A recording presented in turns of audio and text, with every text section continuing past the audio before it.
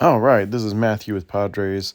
Been a few months since I've done a video, but I figure this is a good time. We got a new player, new pitcher. He's a decent one. I'm going to do a 100-game review here of Jimmy, who is our new knuckleballer.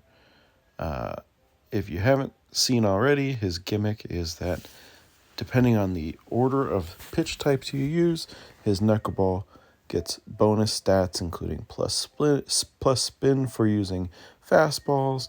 You use plus velocity for using curveballs. You see his pitch selection is a two-seamer, a curveball, and a knuckleball. My 99 game stats there, 3 ERA, 81% win percentage. Very good overall. Little sneak peek, anyone winning 81% is a start in my book, but personally I would not spend money on this pitcher. Here is game number 100, going against a player who was silver last league season, which means he was in the over 100 range, I believe. I think gold was up to 100 and silver is in the 100 to 200 or 300 range. So this is a good player, and this game is pretty entertaining for all things considered. You'll see when Jimmy is using the knuckleball, he does have a tell. His legs light up or his whole body lights up. I'm going to be pairing him with Nia here. I feel like Nia is a very good match for him. His glaring weakness in his stats is that his low base spin means he gets hit pretty hard when you throw strikes. So using the Nia calls, I'm going to use those Nia calls a lot. Can go away from it sometimes when the bonuses line up correctly. Like if I've thrown 2 fastballs, he's going to get plus 30 spin on the knuckleball. I can use that knuckleball if Nia doesn't call for it. But overall, I'm going to be following a lot of Nia's calls. Very rarely going outside of that because I want that spin bonus for every pitch. Got the second batter on and stole second, but Neville out with a grounder to second there. Got Kevin, 700 homers. I'm going to be careful here. This guy's got a pretty good eye. I throw some close balls and he's not swinging. I think I had 16 or 17 walks in 99 games walking into this one. And I think I'm going to walk 2 in this game. So he definitely has a good eye. He laid off the balls. There was that flash to show you're throwing the knuckleball. Got shining all over his shoulders and tells your batter that that's the pitch that's coming. You just got to wait on it. Something to note, too, if you throw a knuckleball and then a knuckleball, it starts to get slower. So if you're the hitter, you got to wait even longer. Something that worked on this guy for this game is throwing those 2-seamers just outside of the zone away to right-handed batters. I go to that well a few times in this game. He's pitching Riley. He's got like 7,000 games with Riley.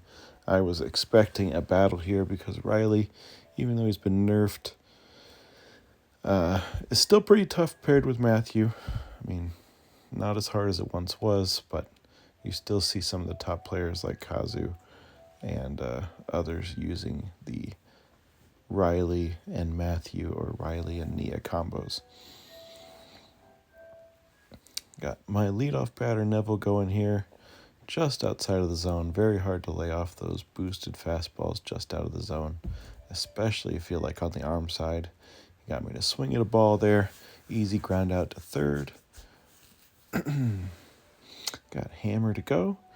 Hammer's a really nice 2-hole hitter because if your leadoff batter gets on, and even if they don't get on, Hammer just gets on base a lot because his boosted power and contact makes him very scary once he doesn't swing even 1 or 2 pitches and people start to pitch around him.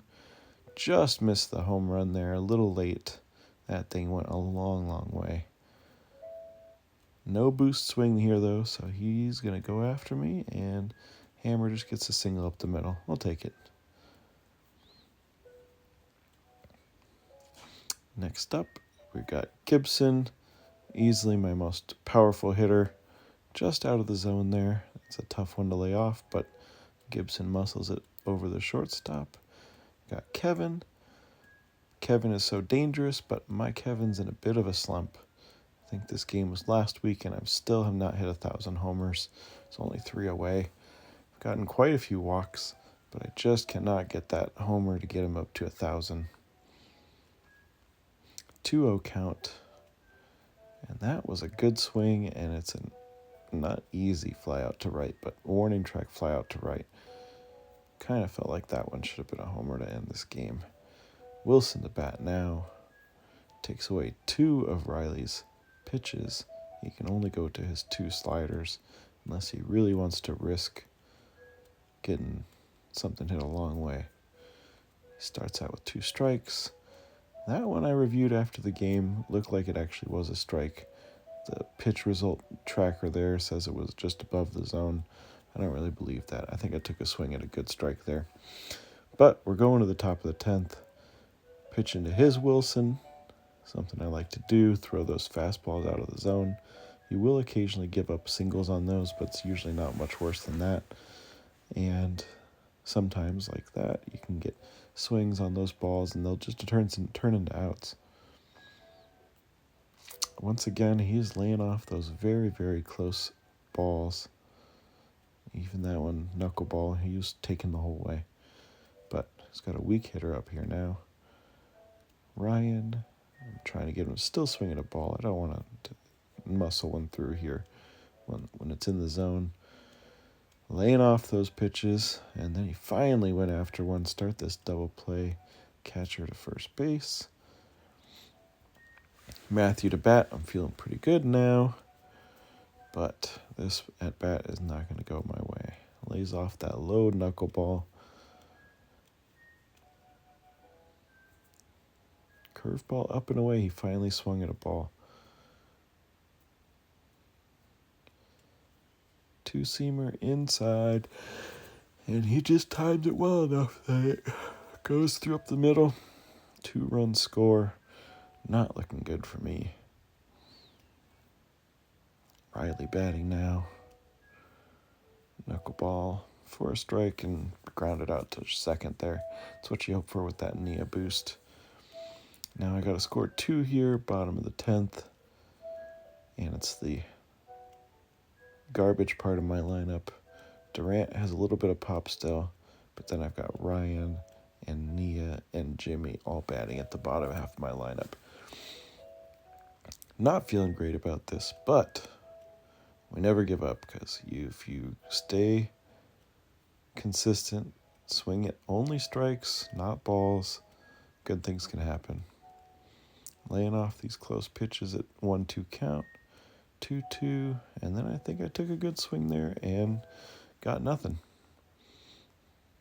So now it's looking real desperate. Ryan batting, and Ryan pokes one in the gap. Scores 1. Pretty decent result for Ryan. He's got Phoenix in center, who's got a good arm, and Durant, that's a cutoff. Don't want to risk that, because I was definitely going to get thrown out. Level 12, Nia batting now.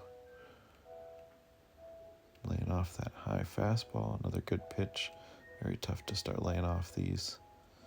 2-seamer catching the edge.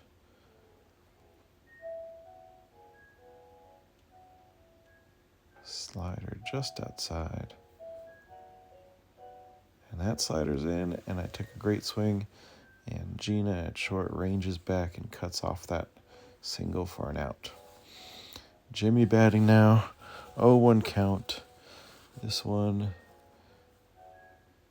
looks bad, and he pokes a single to right in front of Ryan there, and keeps me alive.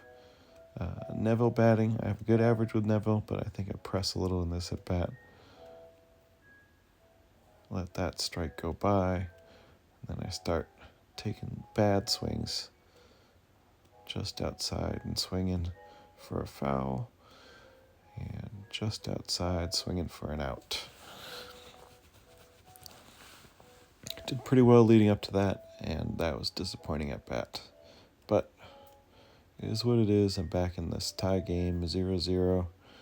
Fresh game. Pitching to Gina, he's laying off the close one. I changed the angle a little bit, moved it up. He seemed to be laying off the low and the high one, so I figured let's try one middle of the zone outside, and he did swing at that one. So sets up the double play here. Get out of the bottom of the, or top of the 11th, and send me to the bottom of the 11th with some good hitters coming up and a chance to end this one. Once again, hammer, very tough once you don't swing at one or two pitches. Just seems like the ball really flies when you lay off one or two. He's in a bad count. Slider catches the zone, and hammer puts it right up against the wall. He's not going to throw it in. He knows there's no play at home. And that's win number 82 for Jimmy. 82 and 18 overall. Some of that is just because of his newness. I am pitching to a 3 ERA with him, which is good, not great. I get a lot of wins because my offense is good, not necessarily because his pitching was great. I have given up quite a few home runs. Take a look at these world-class rankings. New-ish feature from Miniclip, and it's made it a little fresher in the regular games. Helps too that they extended the timer for getting bots, so we're getting a lot more humans in our matchups at the top level of this game, and that makes it a lot more exciting. I'm sitting there square in the 30s. Lots of Padres in here. Marvin, Aldi, Gico, Bobson, Dugnut. Anyways, thank you for watching. Have a good one.